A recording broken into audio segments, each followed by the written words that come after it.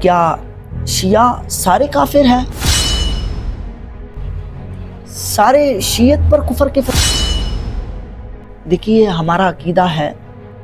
خلفائے راشدین کے بارے میں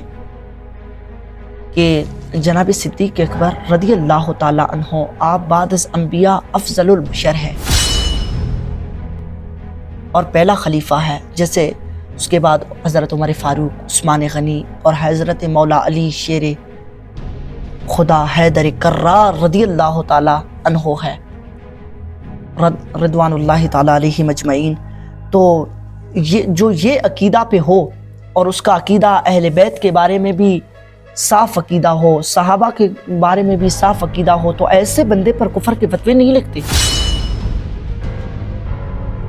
چاہے جس مسلک میں بھی ہو۔ اگر اس کا عقیدہ صاف ہے، اگر وہ اپنے عقیدے میں اچھا ہے، حضور کے صحابہ کے بارے میں